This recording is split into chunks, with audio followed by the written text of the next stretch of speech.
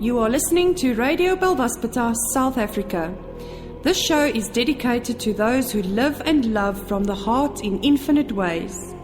In today's episode, we will discuss, share, gain insights, and get clarity on the wisdom and teachings of the mystic and seer Almin, as well as discover more about the miraculous healing modality called Belvaspata. Your host for this show is Paul.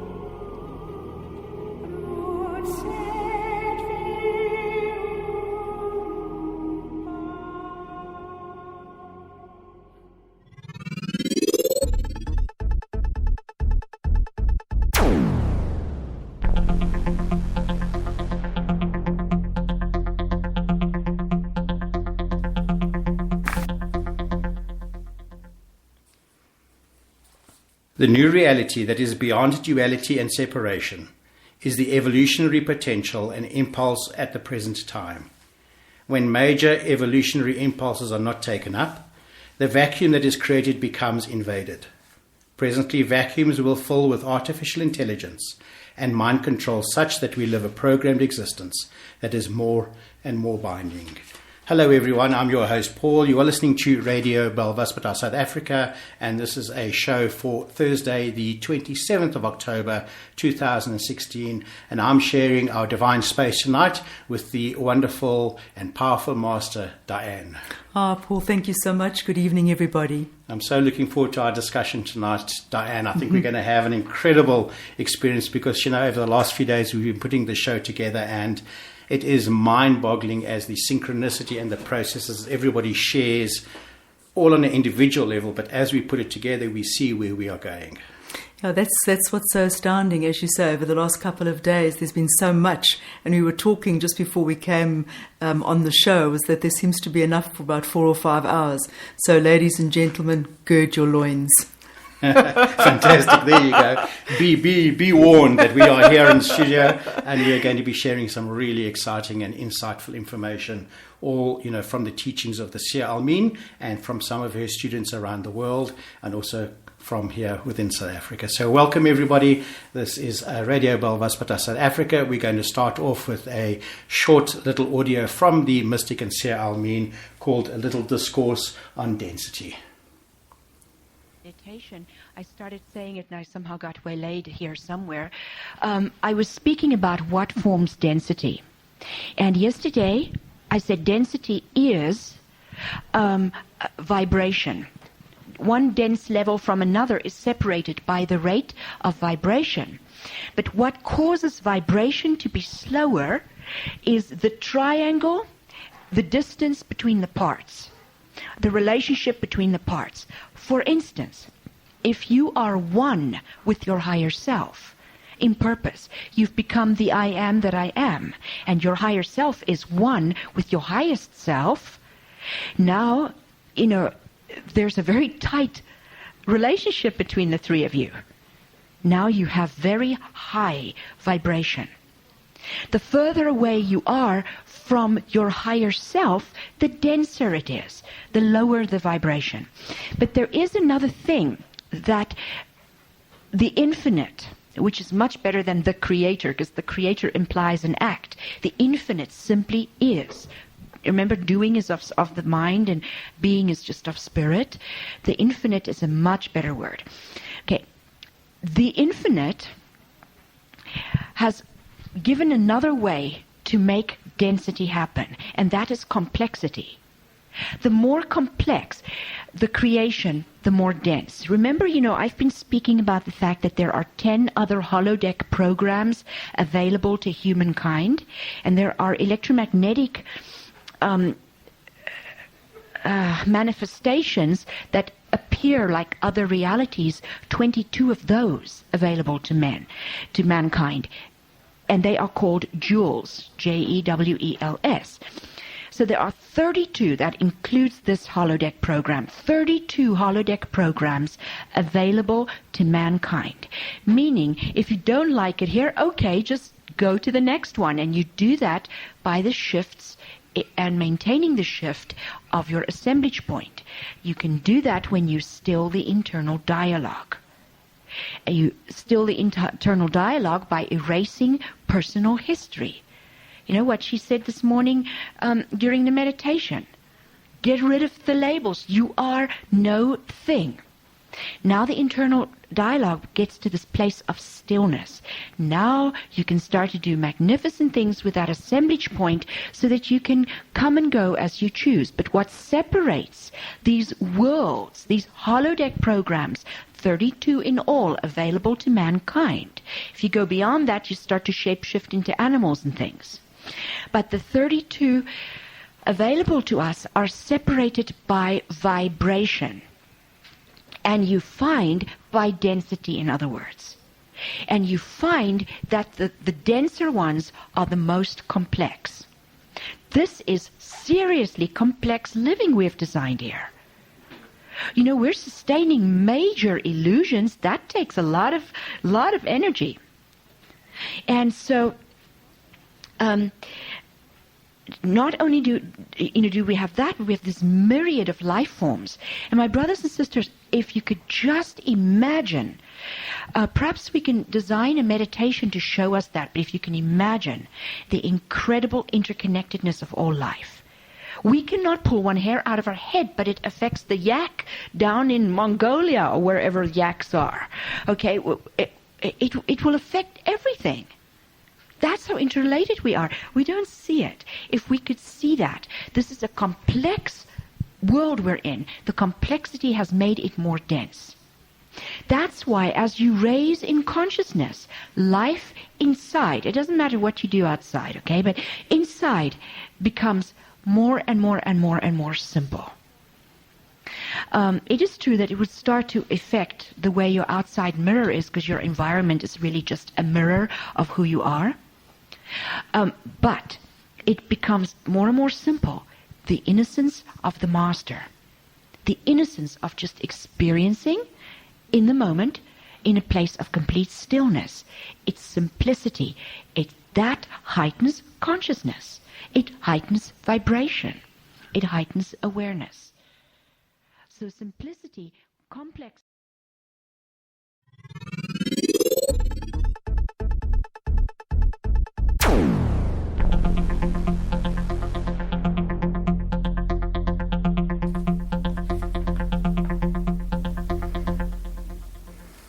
The seer Almin writes that the level of existence in which something is always separate and opposite of something else creates aggression, as neutrality fights for supremacy. Today in the show we're going to be discussing aspects of how the changes in the DNA are allowing us to say goodbye to the old programs. We've been identifying for ourselves an amazing amount of aspects of fear which have been holding each one of us personally back. And as we share our stories individually with everyone around our country and around the world, it's becoming more and more apparent that the fear-based programs are coming to the surface of each one of us in order for us to learn how to release it and let go of it. And we've really been looking at this aspect where we can say that, as the DNA shifts, as we begin to move into new aspects of resurrection through these different stages that we've had over this last year, we can certainly see that the programs are shifting and moving on. And the talk that we have between ourselves is really just so deep and insightful, and we're going to be sharing some of those from around the world as well today. Malui Wittisrose from Divine Gateways has posted a beautiful little article, and she says that living our highest truth always benefits all, which is a saying by Almin. And she says, no matter if we can see it or not, we may be disappointed or feel hurt by other people's reactions or have fear of judgment in general. But holding ourselves back, failing to step into our role or gaining the insights through experience means that somebody else must do it for us. This puts extra burdens on the shoulders of those we are trying to help. This is because the universe always seeks to evolve, and as humans play a very important part of the current ascension process, where we turn matter to light, someone has to do the work. And you, as a spiritual visionary, as a starseed and light worker, set out to do just that in this incarnation. You have the necessary power and light quotient to fulfill the sacred task. So even when negativity or lack of results seem to be present in your environment, use it as stepping stones to move deeper into your heart and soul. the disservice you are doing to not only yourself but others as well if you don't, has both karmic repercussions and loss of energy as a consequence. And Diane, that is just, I think, fitting in with our conversation we've had over the last few days about the experiences we're having around us. You being a teacher and being so involved with so many people on different levels, and for us in our businesses and within the music school, we're seeing all of these. And I think one of the main things we are seeing is a block in many people not being able to rise to the requirement at the time of being accountable to themselves and to the change that is necessary for themselves, not to judge them, but also, it's not for us to tell others what they have to do, but we see that there are so many blockages, and there's a lot of excuses being made as to why they can't do it, or and I think one of the things that you were saying is people come up with the excuse, oh, that's just in my genes, that's just who I am. Yes, and that's been the buzzword for so long, is that we often say that because we don't want to change. And that's just simply hands in the air. Well, sorry, that's who I am. It's in my genes. It's in my DNA. And we've been preparing for this, Paul, and what's astounded me is that, yes, we've always said the body is the vehicle of consciousness. And to get, and as such, the DNA plays a focal part. And just for my own clarification, I had to just look at the DNA and just for the benefit of our listeners out there, this is the way I see it, is that the DNA is made up of little chambers of frequency, and that's all held in place in a kind of light structure. And unless the DNA changes, nothing can change. But also, I do feel that from the work that I've done through Almi's teachings and, through the work of Belvaspatar healing, is that the DNA has to be prepared for those shifts and changes, which is where light and frequency comes into play. And I don't know if it was last week or probably 2 weeks ago where I was discussing the aspects of Belvaspatar as the light and frequency creates a tonal luminosity. And that actually brings us in readiness for different stages of ascension that we are now experiencing. And ascension is done through stages of resurrection. Isn't it astounding how everything slots in so perfectly? Really incredible. Today I was listening to Almin's message of the 31st of December 2015 going into this year, and talks about the gift of the white light. And just realizing that what we've experienced in just 1 year alone, these different stages of resurrection that we have experienced have all come to pass. So she will deliver the information and then it arrives in order for us to do it. She just steps into that moment and lives in it, and then we begin the preparation of the journey. And I'm looking at these different stages of resurrection, how our DNA has had to shift in order to be able to hold the magnificence of the light that we are now as beings of tonal luminosity, which means that all these spheres that we have going within us, as you were saying, within the DNA spheres and the chambers and all of that, all of those are producing amazing amounts of light. Well, later in the show, Paulie, we've got Dashana from Canada, and she talks quite powerfully about the way fear has held her back over this period particularly. And this is such a powerful tyrant, it appears, because it brings with it a pack. It doesn't just arrive on its own. It has many cousins and friends, does it not? Yes, and it brings in this distortion and this wounding, which then lies in the magnetic field around the DNA.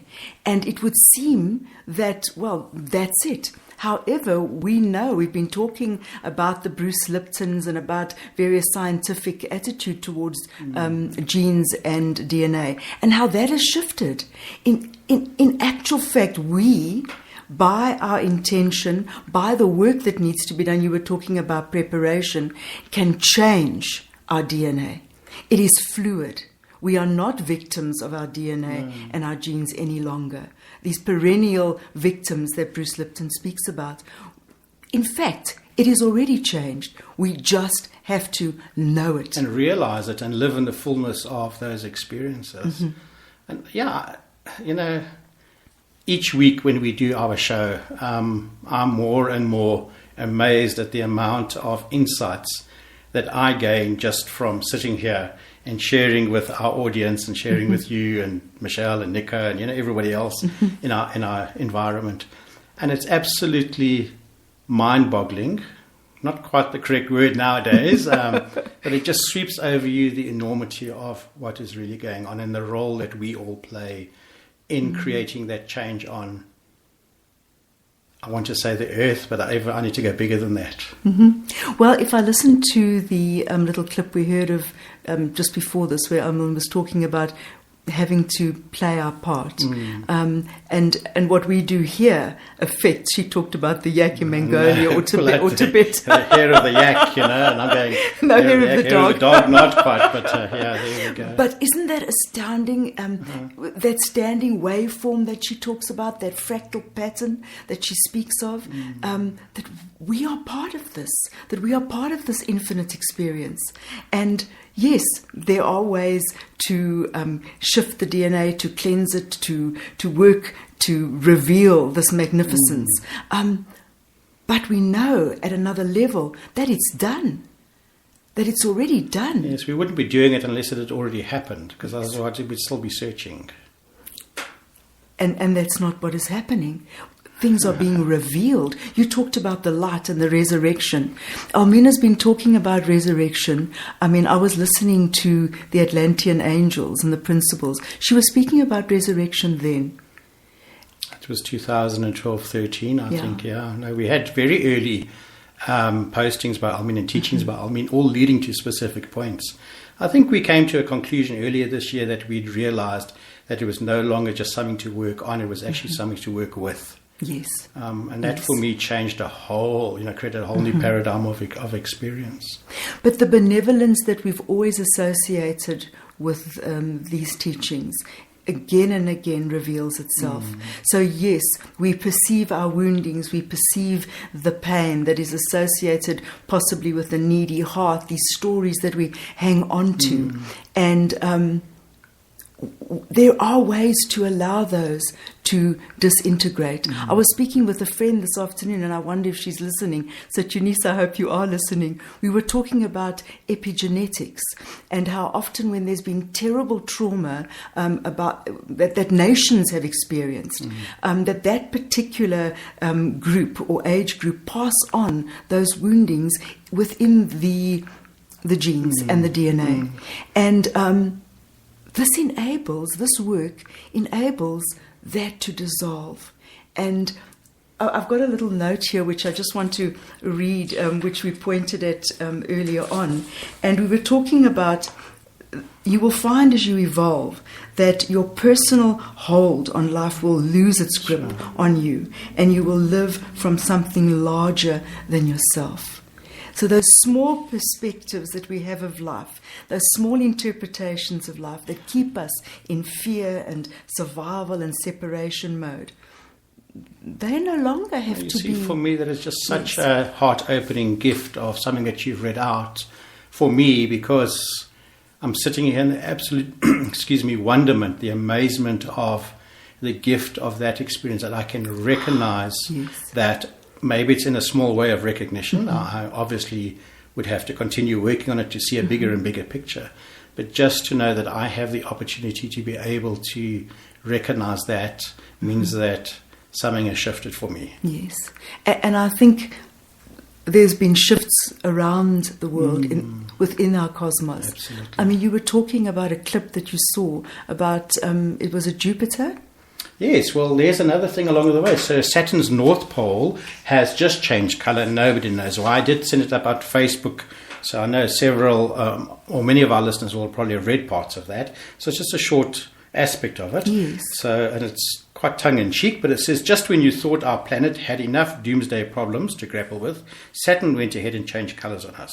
Specifically, Saturn's North Pole, which is a hexagonal vortex. Now that has also caught my attention in terms of its dimension and what it can contain in terms of a chamber, which goes back to the DNA chambers. Yes. Says, while no one knows for certain how Saturn's North Pole came to be this way, scientists have been tracking its shifting hue thanks to something called the Cassini Imaging Team, a probe that has been circling the planet since 2004.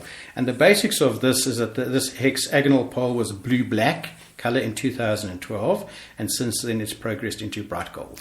Well, you know what astounds me is that that blue ball of awareness that Almin talks about has now merged with the magenta light, or was it the violet light? I can't remember, to produce this golden light, which in turn then well, that's it. You this see, we're white back light. to the stages of resurrection, where the first stage and the second stage is violet and magenta light. And then Almin was saying is how we are all emitting that light in the planet and begin to emit it.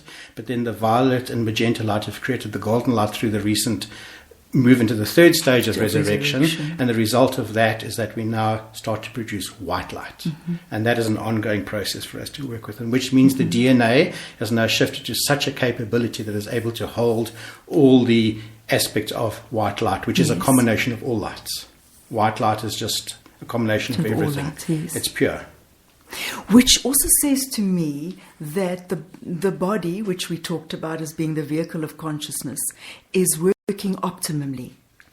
That says to me that the hypothalamus, which affects our thinking, the thymus, which is the high heart. We talk about the amygdala, which closes down in fear. All those areas, even in the brain, the Broca, I think it's Wernicke, they all deal with communication and language. So I was talking to you about listening to Almin's message of the 31st of December, where she talks about bringing in the white magic light. Yes. And she goes into the different roles that the brain plays. Yes. So spot on. And I think what we'll do is maybe when you're on the show next time, we'll go into some depth and detail about that as well. Yes. To bring some clarity as to what is really happening for all of us. Oh no, Paulie, that'll be wonderful, because I'm just thinking that because there's this greater harmony, the language can be communicated and understood. So the body understands the this capacity language. to receive that language is more infinite. Yes, and much more developed. So, as we move into what Almin is calling this new race, this Homo admirabilis, yes, absolutely. So, I see some of the people in the social media and some of the teachers and students are calling it human luminosity, or the luminous human, which is perfect as well.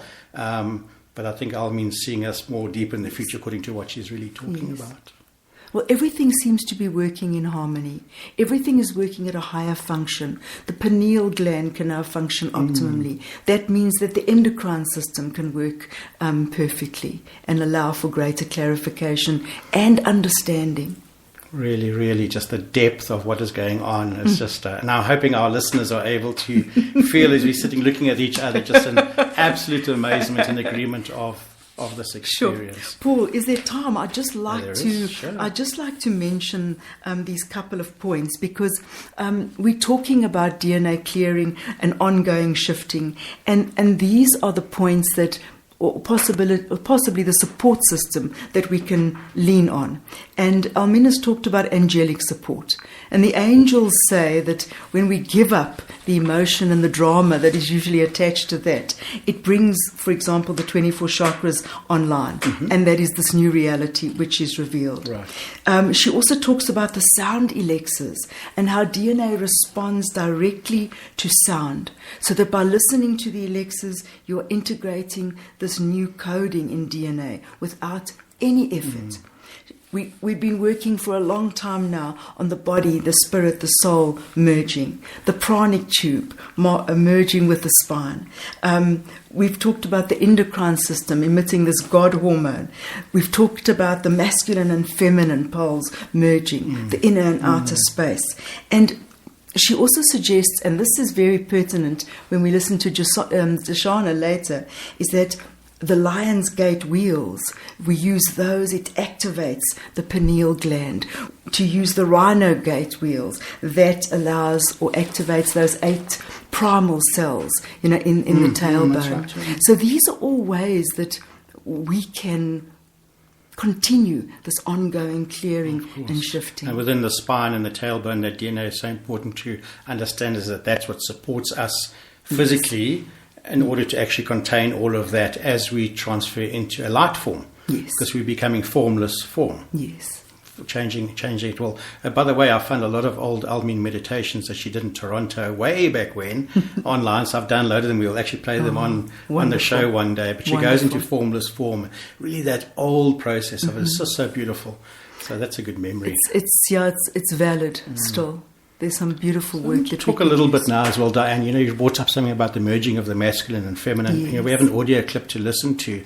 Let's just talk a little bit about the events that we see unfolding in our country. Because the last few weeks, we've been speaking about our country is on the knife edge. Our education systems and universities are being burnt to the ground. The political processes are immense. And once again, for me, I always keep reminding myself that we are an incredibly diverse microcosm of the whole macrocosm of life on the planet. And I see the role within South Africa is that we're at the forefront of all of these processes. And yet if we don't see the bigger picture, we can become easily trapped in the buffoonery, I think, is the word that I'd like to use at this particular point, whether it's valid or not. And we were discussing earlier in the week about the child and the inner child. And Almina said, the African continent represents the inner child.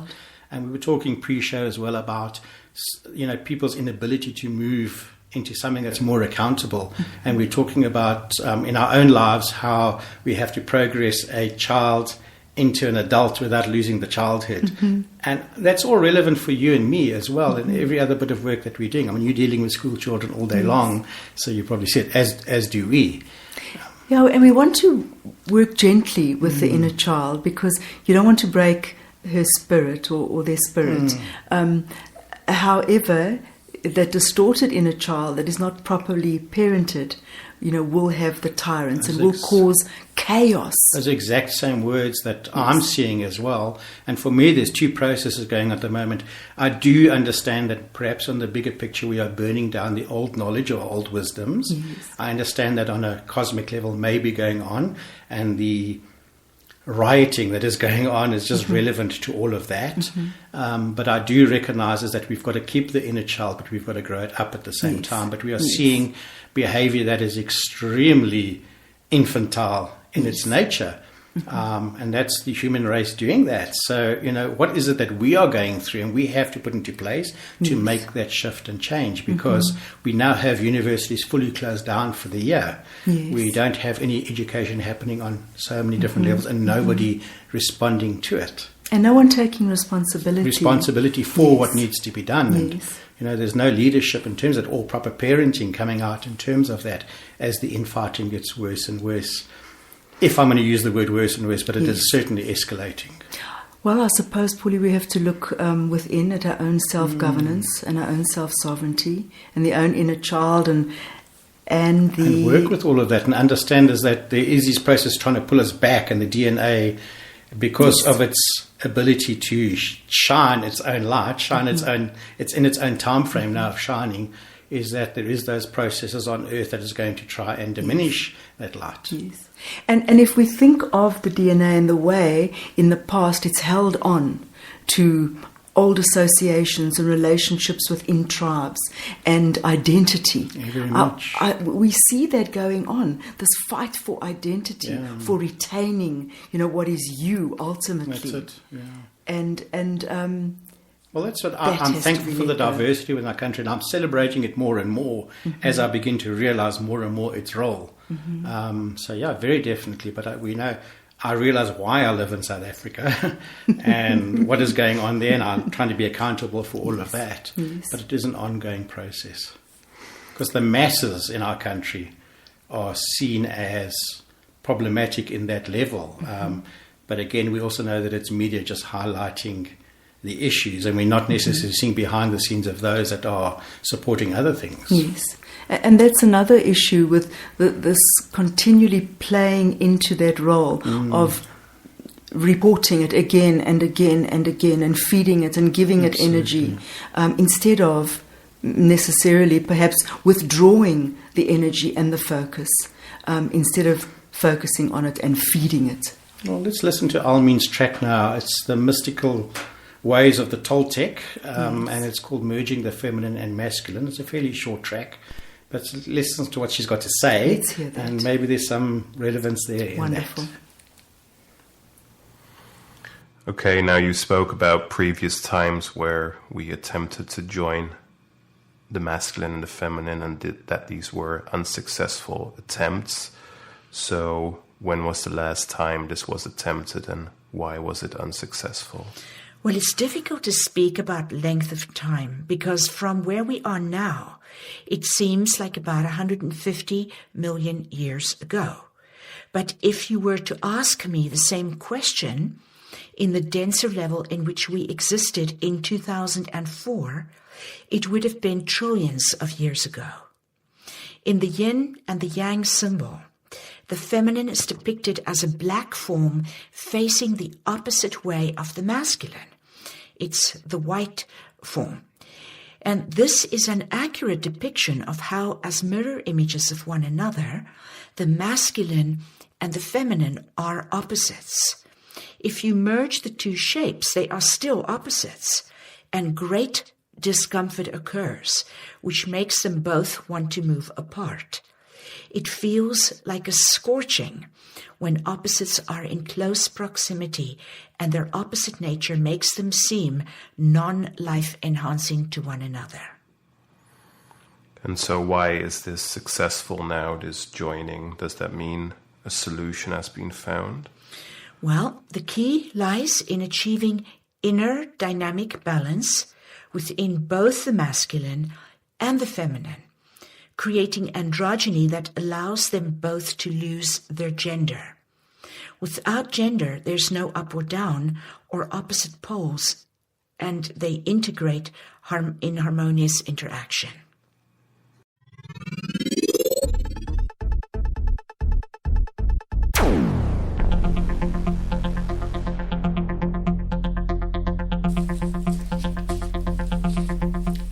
You're back in studio. This is Radio Belvaspatar South Africa's broadcast and podcast of Thursday, the 27th of October. Thank you for sharing this radio show with us. We appreciate each one of you, and thank you for your comments tonight. We are reading them, and welcome aboard the Belvaspatar and Almin Express as the DNA shines out its light. I'm in studio with the Master Diane, and we are having an incredibly deep, insightful discussion about this journey.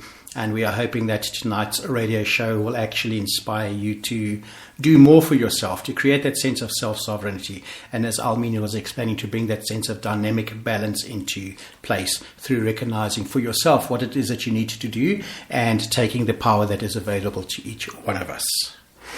Well, we were talking about DNA previously, and I forgot to mention that we talked about each petal representing a chamber of frequency, and that is associated with the feminine, and that is held within a light structure, which is then represented by the masculine.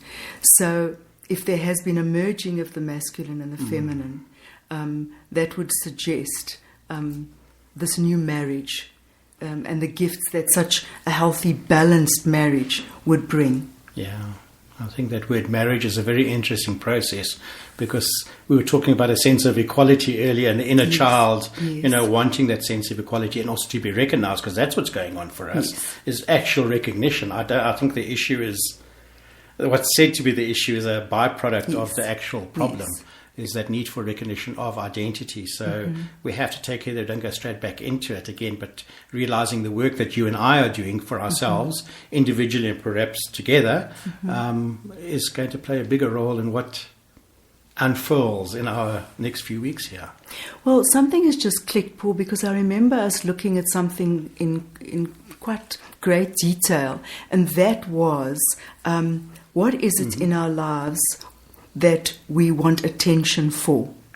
What is it that we seek, acclaim, and that illusion hunting, Wow, strong word. Yeah, illusion hunting. I mean, you can coin that. So everyone, it's Diane's hashtag illusion hunting. Use it, but remember it belongs to Diane now. Not that she'll claim it as an identity, but certainly as something that we can teach. I think you're absolutely spot on there, Diane. It's a process of spiritually we've been seeking and searching and looking for things, and that has become its own program. And when we're not attaining it, it creates a sense of desperation. And for a while now, and I think you and I have been on the show together, we've been speaking about, the stepping stones that appear through trust. As you put your foot down, the next stepping stone is there. I mean, goodness, this is what we've had this year through Almin's teachings. Who knew we would get to this actual aspect or point of a reference where we could say, wow, first stage, second stage, third stage of resurrection is gone, golden light has come out, and now we're shining white light. I mean, who knew that on the 31st of December? Almin didn't know it in its detail. No. She just knew what was there and was reading the tablet of the stepping stone. Fascinating, isn't it? I always think of the fairy tale of Hansel and Gretel, and as they go deep into the forest, they leave this trail, and these Almin talks about, candles or lights throughout eternity. Right. And yes, within the darkness of the fear that entraps, that includes abandonment, and we feel that we are insignificant, there are those candles along the way that allow us to find our true magnificence. Absolutely, and just enjoy that candle for what it is at that moment, but not get stuck on looking into the light of the candle. Because we've talked about that, getting stuck in the bliss and not wanting to move and wanting just to, like this deep and beautiful downy duvet cover. Initially it's wonderful and soft, and however, 2 or 3 weeks lying in that position, and it becomes, a burr in your butt. Right, absolutely. So it's a little jail as it goes along.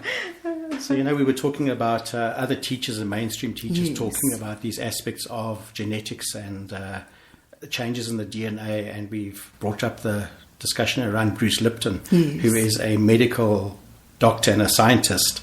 And what fascinates me is that when we look at what we've been studying for years and years and seeing the results of it now, how it's actually being shown in mainstream teachings. And Bruce Lipton is an amazing thing. He's created online courses, really, but he's been teaching, as you were saying, about epigenetics along the way. And he's talking about how his research started in the 1960s, and he found cells weren't controlled by genes, but instead by the environment in which we live. And further, that this discovery has given us the opportunity to change our biology by altering the way we live in the world and perceive our lives. It also reveals we are not victims of our heredity. I'm just reading this out. Yes. I don't know if that's the right word. And by taking control of our beliefs, we become master of our genes. He talks about the scientific nature of spirituality. And so this is alchemy. Because you're mixing science and spirituality together to get a benefit here.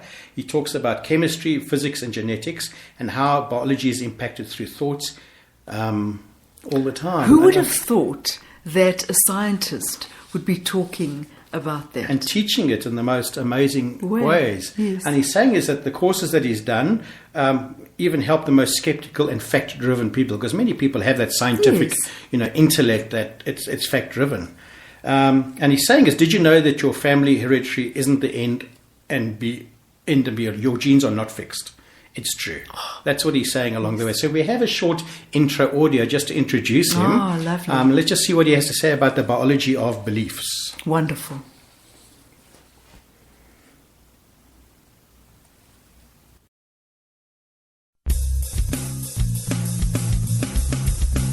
Law of Attraction Talk Radio.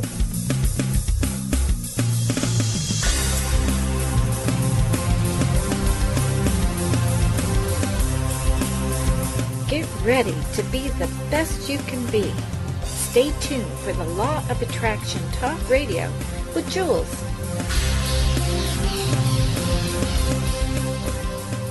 Welcome to the Law of Attraction Talk Radio. I'm Jules from beautiful, cool, clean, and economically thriving Southern California. I am living in paradise, and I invite you all to begin to live in your paradise as well. Tonight, we have information that will let you take the first step in understanding the 50 trillion cells in your body that makes up your paradise. Dr. Bruce Lipton is with us tonight, sharing some absolutely incredible information and confirmation that our thoughts do create matter. So on with tonight's show with Dr. Bruce Lipton. His book, The Biology of Belief, is groundbreaking in the field of a new biology called epigenetics. Dr. Lipton is the former medical school professor and research cellular biologist. His experiments and that of other leading-edge scientists have examined in great detail the processes by which cells receive information. The implication of this research radically change our understanding of life. It shows that genes and DNA do not control our biology, that instead DNA is controlled by signals from outside the cells, including energetic messages emanating from our positive and negative thoughts. Dr. Lipton's profoundly hopeful synthesis of the last and best research in cell biology and quantum physics is being hailed as a major breakthrough, showing that our bodies can be changed as we retrain our thinking. Well, welcome, Dr. Lipton, to the Law of Attraction Talk Radio. Well, thanks, Julie. I'm so happy to have this opportunity to be on the air and share some wonderful information. Thank you. I am thrilled that you're here. Now, that begs the first question. What is epigenetics? Well, interestingly enough, what most of us have been programmed with in our education and through the media, even to today, is something that is called genetic control, which just literally means control by genes. Epigenetic control is profoundly different, and the prefix epi means above. Like when I say the word epidermis, that means the layer above the skin. So when I say epigenetic control, then that literally means control above the genes. And this is a profoundly new view of how life works. The old view, genetic control, essentially says that our traits and characters and all aspects of our lives are in some way controlled by the genes that we inherited. So that sort of makes us a victim in that we didn't pick the genes and we can't change the genes and they control our lives. Then we're sort of like backseat drivers with the genes driving our biological vehicles. The new view, epigenetic control, reveals that the genes control nothing, that genes are exactly what we've always said they were. They're blueprints. And the relevance about that is that blueprints, if you go to an architect's office and you ask an architect, is that particular blueprint on or off? And they would look at you in this quizzical look like, well, what are you talking about? There's no on and off to a blueprint. It's a blueprint. And this is the wonderful part of the new biology, the new epigenetics. It says, yes, the DNA represents blueprints, but it's a contractor that actually selects the blueprints and can modify the blueprints to create whatever it's trying to construct. So when you look at the life of a human being, you recognize that the cells have genes in them, and the genes are blueprints, and then you say, well, who's the contractor? And the contractor turns out to be the nervous system, because its function is to look at the world and then send information to the cells, and that information is used to select and modify the genes so that the biology is always adjusting to the environment, and this is what keeps a living thing alive. Wow, that's interesting. Well, it's interesting because I said the first one, genetic control, you're a victim because you didn't pick the genes and they control you. But the new one, epigenetic control, puts the nervous system, more specifically the operation of the nervous system, which we'll call the mind, between the environment and the genes. So that all of a sudden it says that the mind controls genetic expression. And why that's relevant is we have the power to change our minds. And if we can do that, then we can change our biology and our genetics and our lives. And this is actually what's always been demonstrated, but people, looking at the old belief system, look at anybody who changes their lives with their beliefs as strange or from California.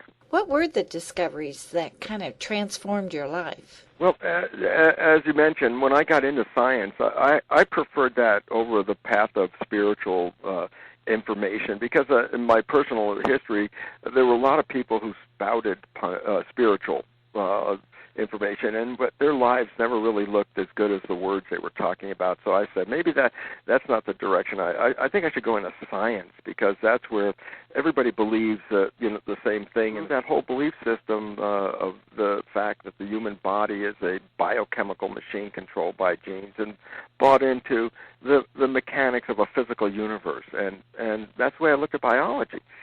But my work on stem cells, which I started in 1967, which I always think about humorously, because people think that stem cells are something like relatively new, and I was actually culturing stem cells 40 years ago.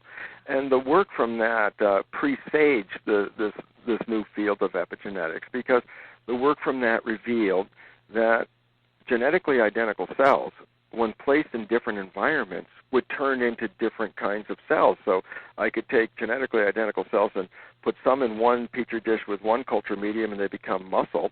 Take the same identical cells in another petri dish with another variation on the medium and they became bone cells. And in a third dish, put even the same genetically identical cells and, again, with changes in the medium, create fat cells. And very logical. You don't have to be a rocket scientist to answer the question. Well, what controlled the fate of the cells? Well, obviously, the first step is they were all genetically identical. So it wasn't the genes that controlled the fate. It was the environment in which the cells ended up. So all of a sudden it says, oh, the information from the environment is shaping biology.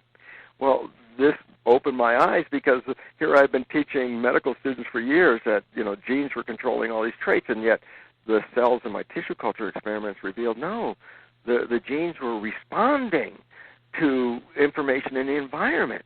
And why that ultimately became important is because in medical understanding, each human being is different, because each one of us has a self. And I said, well, how do you know that's true? And the answer is because if you take Julie's cells and put them into Bob, then Bob's immune system is going to say, this is not self, and reject those cells. You take my cells, put them into Julie, Julie will reject my cells because her immune system will say, these are not self. And so the point is, well, every cell then must have an identity and of a self that distinguishes it from other people.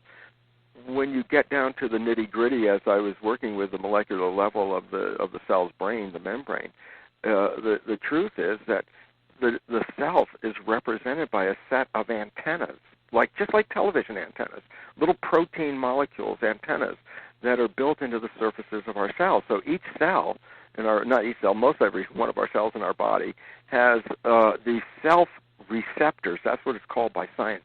They're antennas, like television antennas, receiving a broadcast. And actually I said, oh my God, the identity broadcast that is picked up by these self-receptors is something that's out in the environment, and it's not inside the cells. That thinking I, is not inside the body. I'm part of the environment that is received by the community of cells that are making up my body. And at that moment of recognizing my identity wasn't broadcast from the outside, then immediately said, oh my goodness, well, you can't die. You're not even in the cells. And that blew my mind, of course. And then it also brought up the serious reality is, if a future embryo is created that has the same exact set of receptor antennas on the cells that I have today, it will pick up my broadcast again at another time. And all of a sudden, reincarnation. Oh my God. So, it's like here I am going from this mechanical nuts and bolts biology to a spiritual guy talking about reincarnation. It was like in 1 minute, actually, in my life. That's how fast it changed, when all of a sudden I understood the nature of the mechanism of how the cell controls its biology. To hear the rest of this incredible, absolutely incredible interview, go to lawofattractiontools.com and click the Listen Live button.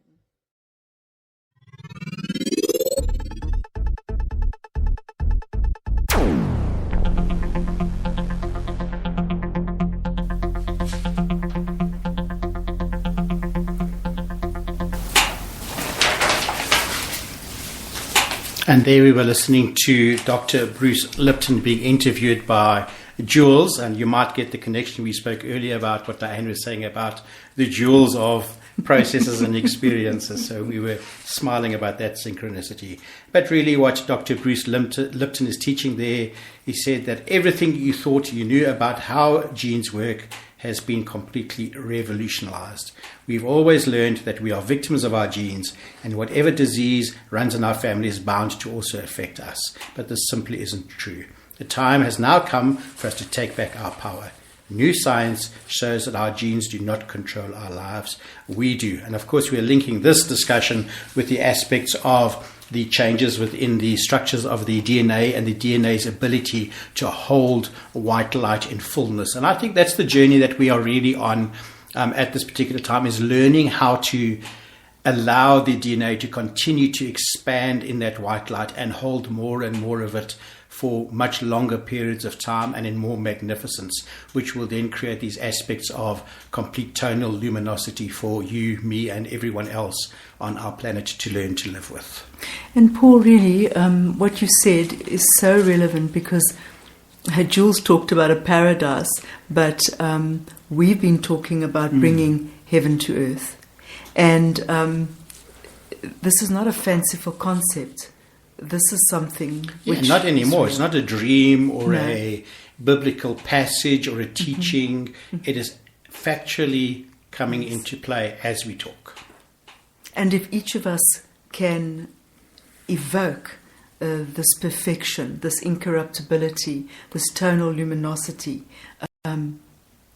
we give a service not only to ourselves but to the entire cosmos. To all of infinity. Yes. I mean, I love the aspect what Almin was saying earlier, so we can't use the word creator because that defines a personal act, but the aspect of the infinite simply is. And as we learn to merge our ability to hold the light with the infinite's light, so we express in the fullness of the infinite at any moment, and that just unfolds exponentially, yes? Yes. Incredible, isn't it? That old perception of linear transformation is gone. That is something that just doesn't exist any longer. Well, there are many simple and profound practices to engage in order to loosen illusion's grip on us and to live an androgynous life that allows the magical life to unfold. Life is a miraculous, magical journey, as it is a never-ending adventure of discovering higher, deeper realities through releasing layers of illusion. So there's the hashtag Illusion Hunter back again. We've taken that. It belongs to South Africa. And, you know, when you look at Almin's online courses such as Beyond Mortality, then she goes into a lot of those aspects that we're going to be working with.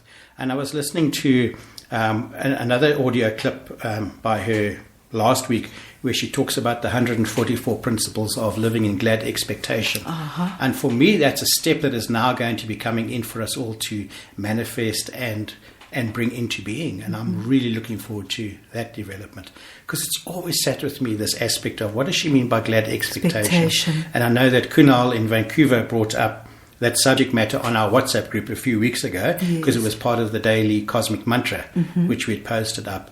But isn't that fascinating? When we recognize something and it jars something within us, that is the next step that we have to work with. Well, that makes me think of the field, creating a field of hope. That kind of glad expectation makes me think of the field of hope and creating that field. And there are those phenomenal 16 wheels, I think, that you can work with as well. And I'm glad we've talked about the wheels, because later in the show we're going to end with a little meditation, a little quietness, and we could possibly in another program perhaps work through how to use these wheels, and they are there for us to use. And I think that's part of the radio show, is to help people understand the aspects of it, how to use it, to be more clear on the use, and to give people that, okay, it's an online experience, but there's no reason why you and I can't have an experience together like this and then share it. And so I'm looking forward to that meditation. Well, if we are looking at living a life without limits, a life that is boundless, a miraculous life, and if we see how the body is leading the way, if we see how this DNA is not necessarily bound by our fears, by our feelings and our traumas and our wounds, it just speaks to me of limitlessness. I mean, just that statement alone means we are free of that programming. We're just absolutely free of it now. We know scientifically it's possible for us just to move on and take back our power. Yes. That's fascinating. And that makes me think of that mantra that you often talk about, where you say, I'm safe, I am supported, I am free. Free. Free talks about free of illusion, free of control. And that's... And I still use it amazing. regularly every single day, because that's so deep in my heart that I love to work with that particular It's part of your aspect. DNA. So, yeah, thank you. It's part of my DNA now. Okay, think about that for a while. So talking about all of these aspects, as you've mentioned earlier, we've got this audio from Darshana, which she recorded for us and sent it to us today. And I'm really grateful for it, because she explains her journey. Yes. And she was part of the group that came with us to your game farm in Dulstrom, where we uncovered the aspects of the Lion's Gate, which has brought an amazing amount of work, through Almeen. And I'm very grateful for that opportunity, but it looks like it's redeveloping on some level. So let's let Darshana explain that in this audio. That is beautiful. Thank you.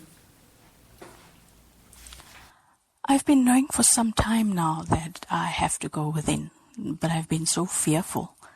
On Sunday night, I watched a documentary on Buddha, and I got extremely emotional just out of the blue. They were speaking of how Buddha attained enlightenment and the process of inner meditation, and how his many lives had flashed before him before he reached enlightenment.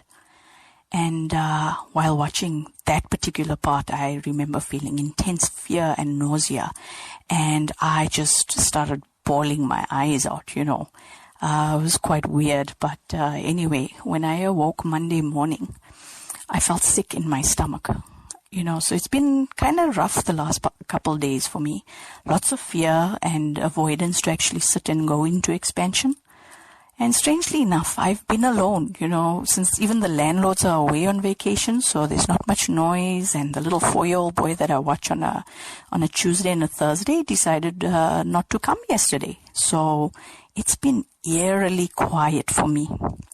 And I've been alone with my thoughts, and they've just been loud and clear. And they said, sit in silence. It's your next important step. And even though I've been drawn to sit in silent meditation, I created many distractions, such as watching television, and cooking, cleaning even, or just staying in bed because I'm feeling ill from the nausea of the fear. But after a deep talk with my husband, who somehow always manages to give me strength and courage and is able to reason with my intellect, today I decided to sit in silence, and this is what transpired. So here goes. I sat down and closed my eyes, and at first I saw nothing and I felt nothing. And as I sat there, I spot a huge, majestic lion sitting horizontally on the ground with his head held high, with such pride, almost like the MGM lion. And I felt drawn to him, and I walked toward him. As I get close to him, I stop and stand directly in front of him. A big key appears in his mouth. He says it's mine and gestures to this massive golden gate behind him. I take the key and it unlocks the gate. So I step through and find myself in a very snowy terrain surrounded by huge, beautiful snow-capped mountains. At first I thought it may be somewhere here in Canada or the Himalayas, but I kept getting the feeling that I'm in Switzerland. And I just sat there with that thought, and, Switzerland it was. So I went with it, and as I stand there taking the view in, suddenly my heart bursts open and a powerful and intense white light pours out from it, illuminating everything. Shortly thereafter, I feel my hands being taken on either side by the warm grip of someone else's hands. And so I look to my left and I see Almeen, and she just acknowledges me with a nod. There's this big circle of us, and I cannot make out anyone else's face except for Almeen's and Mahatma Gandhi, who, by the way, is not standing to my right. I'm not even able to see who's holding my hand on the right-hand side. But, the light pouring from our chests makes it so bright against the white snow terrain to see anything really.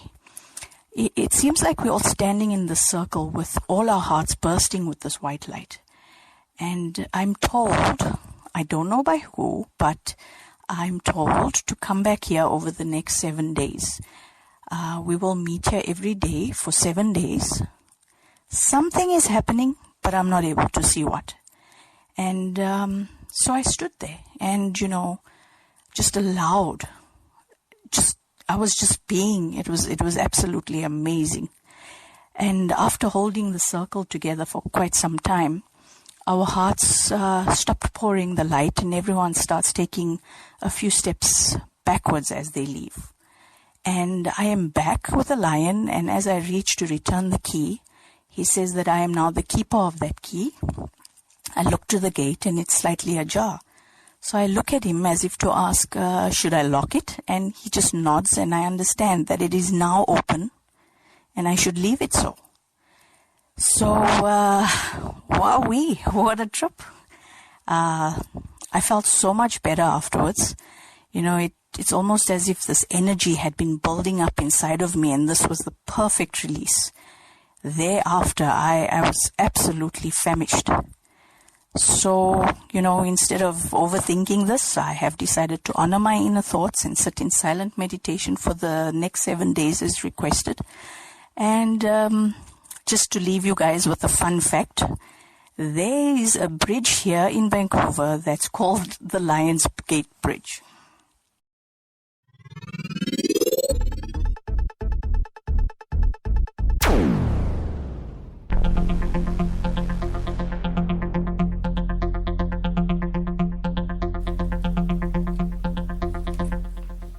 And that was our sweet sister Darshana, all the way from Vancouver, which they've just emigrated to a few months back, sharing her current experiences. And Darshana, thank you also for the WhatsApp text that you've just sent to me. She's saying is that she actually fell asleep the other night looking at the white light on the ceiling that formed into various sigils. So absolutely incredible support and processes going on, and we look forward to sharing it with you day by day as it develops and alters. So there was a question posed to Almeen this week on Almeen Diary, and the title of that is Masters of Exploring Truth. And the question posed to her, how can I deal with the energy-draining chatter of others? Yes, very pertinent question, especially in our line of work, I think, Diane, with all these voices around us. Almeen answers. She says, I've written the following little piece as a reminder for myself, and I hope it helps.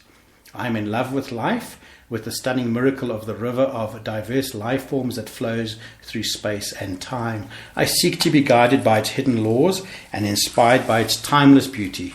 I want to approach the seemingly commonplace revelations of everyday life and the apparently shallow banalities of human thought with the astute awareness of a master. They are but the gossamer veils that shroud the sublime and timeless perfection of life, that which lies waiting to reveal itself to the explorer of truth. Isn't that beautiful? Oh, that timeless perfection. Perfection all the time, just focusing, working what she needs to do, and nothing else but what she does. And seeing the perfection in everything. Seeing what she was absolutely incredible along the way. So in the final closing Almeen comment we've got before we go into our meditation experience, Almeen says that the infinite casts no shadow as amongst us the one being walks. For the source of intent that sustains all creations is also the source of all tonal luminosity. And I thought that would round up where we're at in terms beautiful. of our discussions of DNA. And we've had a fascinating discussion, so insightful. And we are now going to use a little expansion meditation exercise and just create an experience for everyone to share with that. Oh, wonderful, Paulie. People I'm just wondering that this would be, we were just thinking that this may be a perfect way of ending our show tonight. It's a very small little mini meditation. So for the last few moments of this broadcast, I want you just to simply relax, to sit comfortably, and let us just think quite lightly on what we have learned, what we have focused on tonight. We're not going to hold anything tightly. We're going to simply gently hold it. We call on the angel known as Kriva Rano.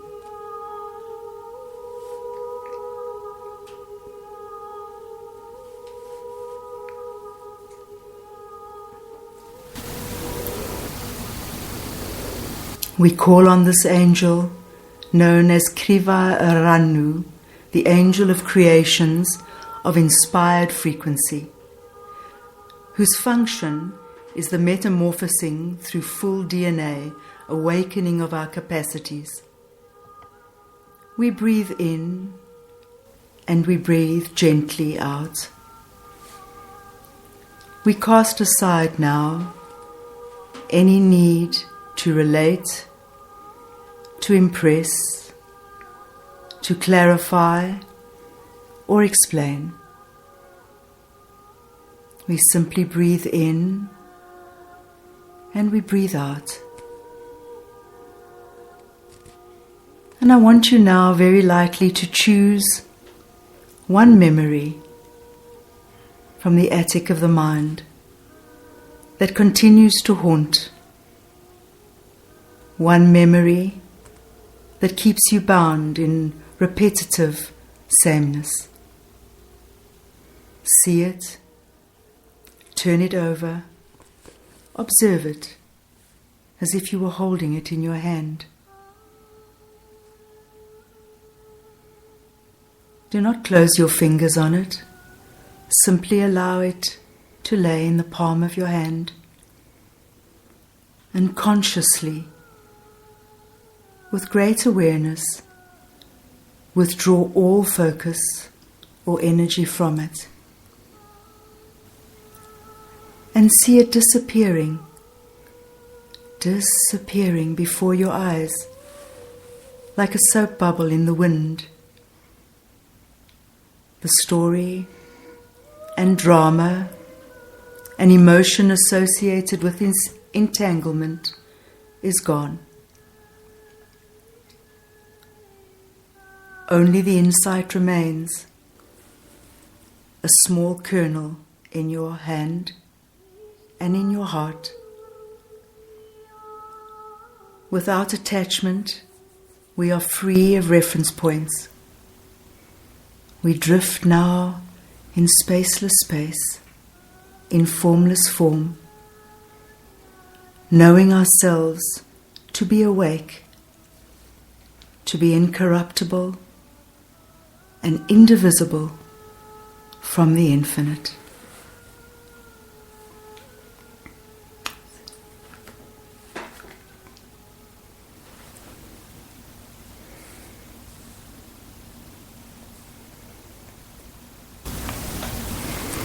Thank you, Diane. It was absolutely exquisite, and we hope our listeners have enjoyed that meditation experience.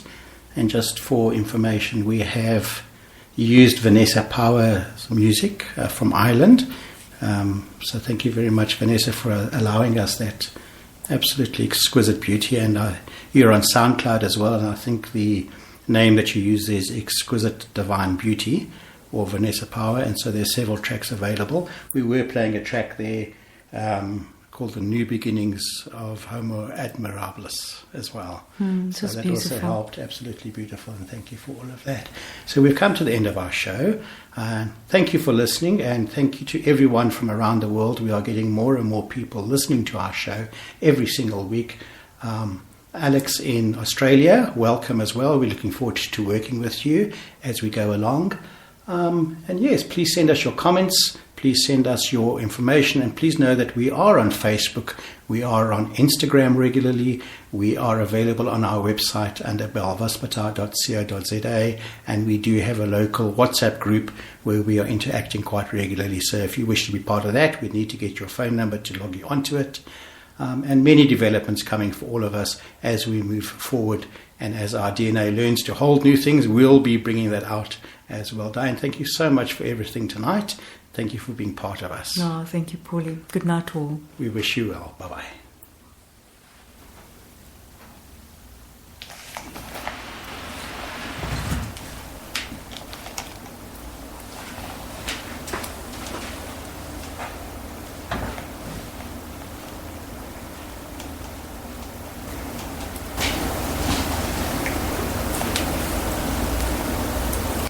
So we have a technical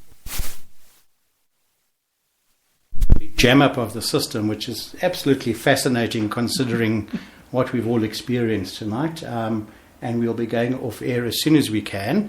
But in the meantime, what are we going to do? Well, just absolute silence, if you like, and dead air time. Or we just have to work with what we've got. Okay, Nico's handling our technical desk. He's managed to sort that out. So thank you, Nico. And goodbye, everyone, and we'll see you next week. Good night all.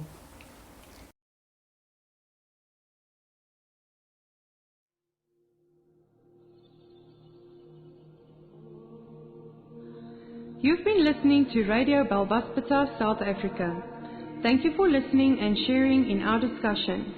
Should you have any questions with regards to the healing modality of Belvaspita or have any healing needs, please send us an email to info@belvaspita.co.za or add comments to our page on Spreaker.com so we can work on providing a suitable response. We now close this episode with the eternal ascension qualities of love, praise, gratitude and trust, and look forward to sharing again with you next week. Goodbye.